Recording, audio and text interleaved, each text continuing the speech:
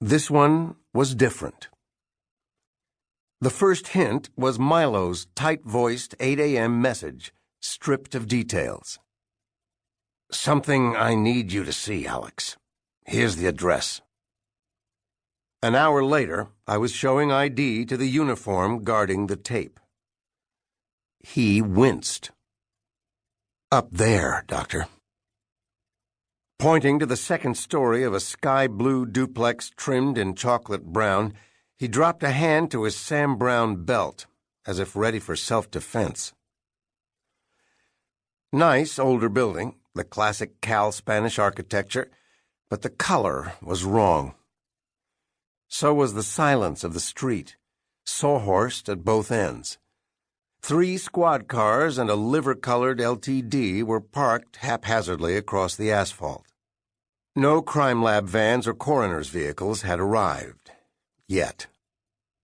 I said, "Bad?" The uniform said, "There's probably a better word for it, but that works." Milo stood on the landing outside the door, doing nothing. No cigar smoking or jotting in his pad or grumbling orders. Feet planted, arms at his sides, he stared at some faraway galaxy. His blue nylon windbreaker bounced sunlight at strange angles. His black hair was limp, his pitted face the color and texture of cottage cheese past its prime. A white shirt had wrinkled to crepe. Wheat-colored cords had slipped beneath his paunch. His tie was a sad shred of poly. He looked as if he'd dressed wearing a blindfold. As I climbed the stairs, he didn't acknowledge me. When I was 6 steps away, he said, "You made good time." "Easy traffic." "Sorry," he said. "For what?" "Including you."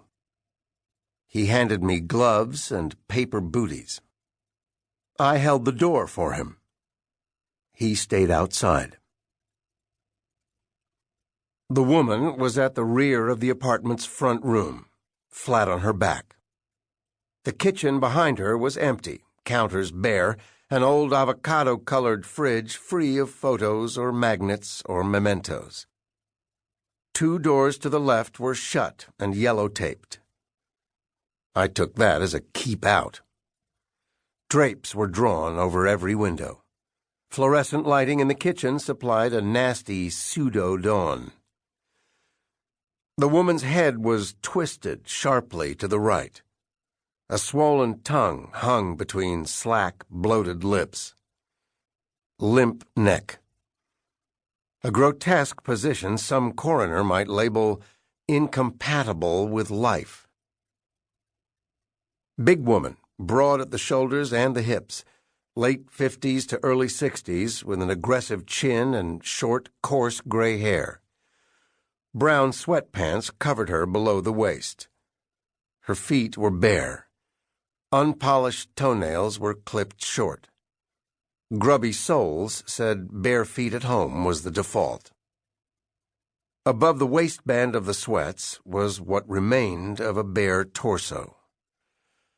Her abdomen had been sliced horizontally below the navel in a crude approximation of a C-section.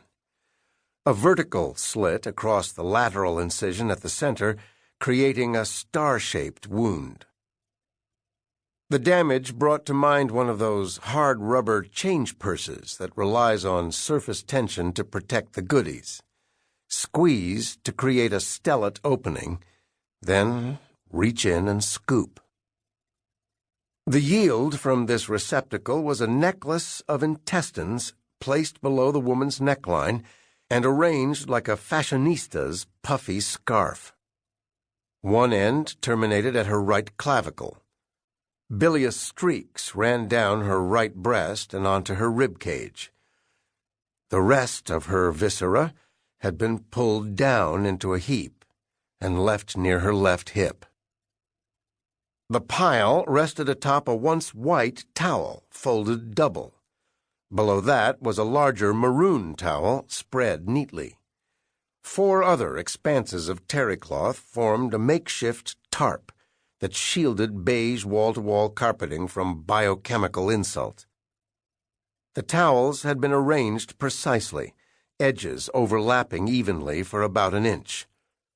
Near the woman's right hip was a pale blue T-shirt, also folded. Spotless. Doubling the white towel had succeeded in soaking up a good deal of body fluid, but some had leaked into the maroon underlayer. The smell would have been bad enough without the initial stages of decomp.